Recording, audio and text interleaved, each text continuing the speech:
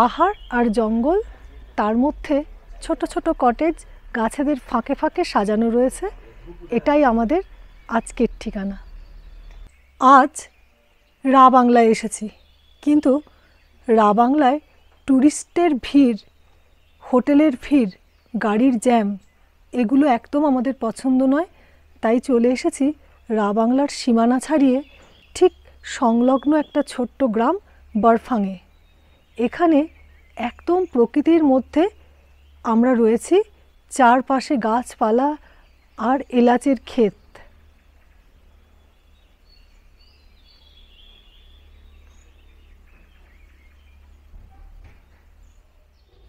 বরফাং থেকে ঘুরে নেওয়া যায় রা বাংলার বুদ্ধ পার্ক এবং রা বাংলার যে সমস্ত টুরিস্ট স্পটগুলি আছে। এছাড়াও এখানে রয়েছে 7 মিরর লেক। সেই সঙ্গে একদিনেই ঘুরে নেওয়া যায় নামচি এবং টেমিটি গার্ডেনও। এনজেপি থেকে বারফুংয়ের দূরত্ব 121 কিলোমিটার। গাড়ি বুক করে আসুন। বাসে বা শেয়ার গাড়িতে রা বাংলা পর্যন্ত এসে ট্যাক্সিতেও বারফুং আসতে পারেন। খরচ সেক্ষেত্রে অনেকটাই কম হবে। আমরা যেহেতু পেলিং ঘুরে আসি, তাই গাড়ি বুক করা ছিল। ড্রাইভারের কন্ট্যাক্ট ডিটেলস ডেসক্রিপশন বক্সে দেওয়া রইল। বারফুংয়ে এনআইটি সিকিমের ক্যাম্পাসের ঠিক উল্টো দিকে খোচে রেসিডেন্সি। গেট পেরিয়ে ভিতরে ঢুকতেই ডান দিকে ঘন সবুজের বুকে সাজানো 8টি সুন্দর কটেজ। বাঁ দিকে বিল্ডিং কমপ্লেক্স তৈরির কাজ চলছে, আর সামনে রিসেপশন ও ডাইনিং এরিয়া। প্রত্যেকটি কটেজের নিজস্ব নাম। আমরা ছিলাম একদম শেষের কটেজটিতে, সার্নিয়া, যার অর্থ একজোড়া গোল্ডফিশ।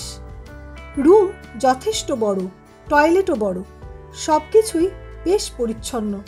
তবে সবচেয়ে ভালো লেগেছে যে জায়গাটা, সেটা হলো কটেজের বারান্দাটা।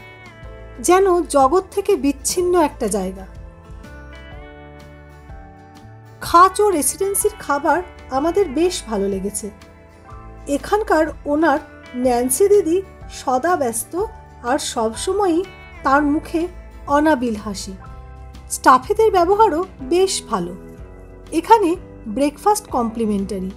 মেনুতে ছিল তিব্বতি রুটি, ছোলা আলুর তরকারি, ব্রেড, বাটার, জ্যাম, অমলেট আর চা।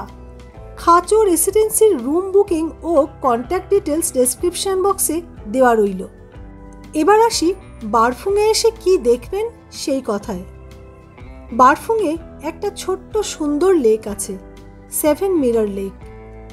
লেক পর্যন্ত যাওয়ার পথটিও ভারী সুন্দর। দুদিকে গাছগাছালির ভিড়, লেকের স্থির জল আয়নার মতো। তাই কি এর নাম 7 মিরর জানা নেই, তবে শান্ত জায়গাটি যেন স্থির ছবি। পাশেই ছোট্ট মনাস্ট্রি, শান্তির পরশানে।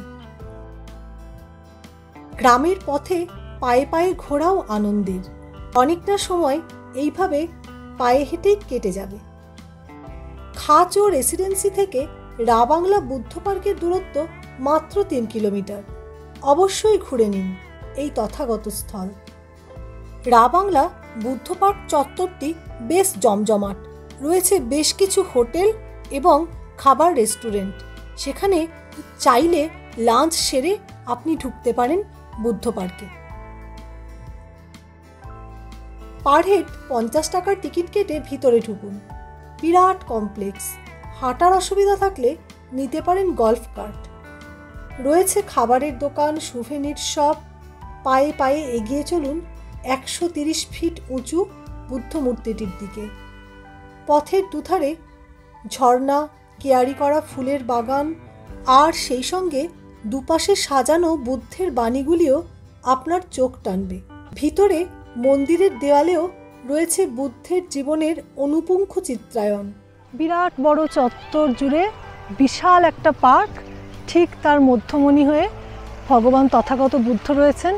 পুরো পার্কটা ভীষণ ওয়েল মেনটেন্ড। একদিকে বেশ কিছু দোকান, স্টল এই সমস্ত রয়েছে, মাঝখানে জলের ফোয়ারা। পুরো জায়গাটা সুন্দরভাবে সাজানো। তবে সব থেকে যেটা ভালো লাগলো, পুরো অঞ্চলটাতেই বিভিন্ন রকম বুদ্ধদেবের বাণী ইংরেজিতে ট্রান্সলেট করে জায়গায় জায়গায় লিখে রাখা রয়েছে। আর প্রত্যেকটি বাণী এত সুন্দর, তার মধ্যে এতটাই পজিটিভ ভাইব রয়েছে যে আপনাকে অবশ্যই পজিটিভিটিতে ভরিয়ে দেবে। আর ভিতরে বুদ্ধ পার্কের একদম উপরে উঠে গিয়ে যখন মনাস্ট্রির ভিতরে প্রবেশ করলাম, সেখানে ভিতরটা বুদ্ধদেবের জীবনের বিভিন্ন ঘটনা দিয়ে সুন্দরভাবে সাজানো। শুধু ঘটনা দিয়ে সাজানোই নয়, তার সাথে তার বর্ণনা এবং ব্যাখ্যা সব মিলিয়ে মন একদম শান্তিতে পরিপূর্ণ হয়ে গেছে। বেরিয়ে এসেছি। এবার আমরা যাব, এখানে কাছেই একটা লেক আছে, সেটা একবার দেখে নেব। এখানকার দানপাত্রগুলি তো ভক্তদের দানে পরিপূর্ণই। মন্দিরের প্রতিটি জানলাতেও দানের অর্থের স্তূপ। এখান থেকে চলে যেতে মন চায় না। কমপ্লেক্সের ভিতরে রয়েছে একটি শিব মন্দিরও। পাশের বোর্ডে রয়েছে সাপ থেকে সাবধান লেখা। এখানে আছে একটি সমৃদ্ধ মিউজিয়াম। এছাড়াও রয়েছে চোজো লেক। তবে আমরা যখন যাই লেকের জল বেশ কম ছিল। রাবাংলায় আরেকটি দেখার জায়গা Ralang new monastery. Buddha park থেকে এর দূরত্ব 8 কিলোমিটার। রাস্তার দুপাশে অনেক স্ট্রবেরি রয়েছে, সামলানো গেল না নিজেকে। এরপর চলুন রাবাংলা থেকে বেরিয়ে চলে যাই টেমি টি গার্ডেনে।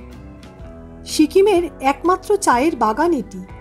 আর বছরভর পর্যটকদের আকর্ষণও বেশ ভালোই। এখানে বাগানের চা পান ছাড়াও ট্র্যাডিশনাল সিকিমিজ পোশাক পরে ছবি তোলারও বেশ ক্রেজ আছে।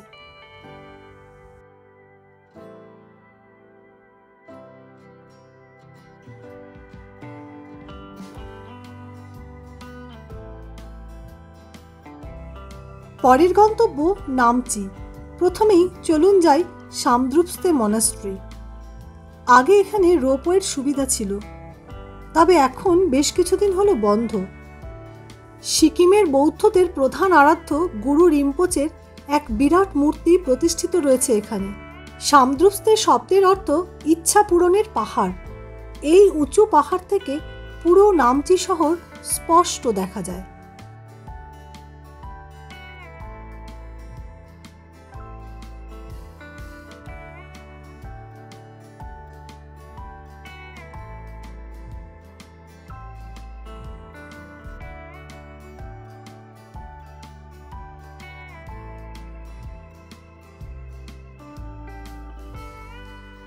এরপর চলুন চারধাম মন্দির দেখে নিই।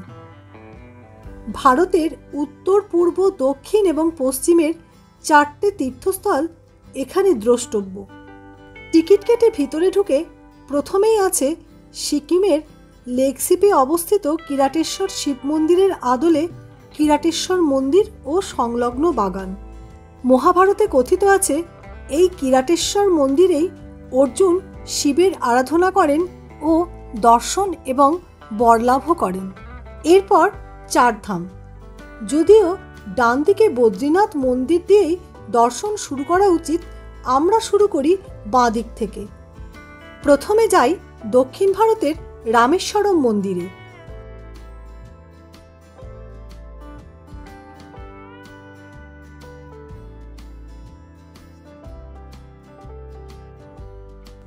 এর পাশেই রয়েছে সাই বাবার মন্দির।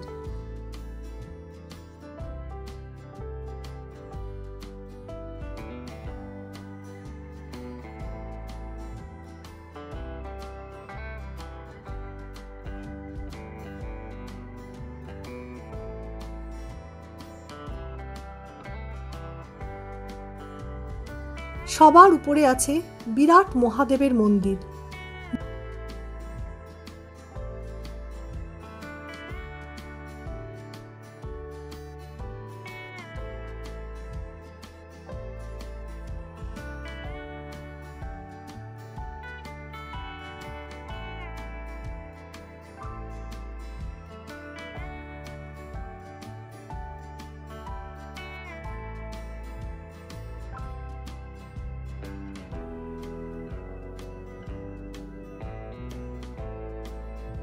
পশ্চিম ভারতের গুজরাটের দ্বারকা মন্দির, উত্তরাখণ্ডের বদ্রীনাথ মন্দির,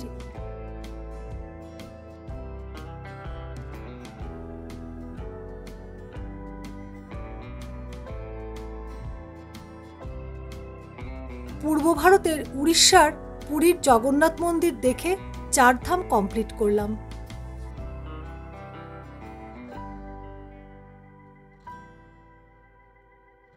মন্দিরের পূজা সামগ্রী নিচের শপিং কমপ্লেক্সে পাওয়া যায়।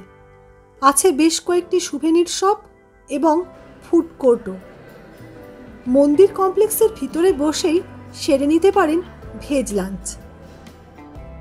বারফুংয়ে থেকে রা বাংলা, নামচি এবং টেমিটি গার্ডেন ভ্রমণের প্ল্যান করার সময় আপনি প্রথম দিনেই অর্থাৎ বারফুং পৌঁছানোর দিনটিতেই ঘুরে নিন রা বাংলা বুদ্ধ পার্ক, আর দ্বিতীয় দিনটি রাখুন বাকি সমস্ত স্পটের জন্য।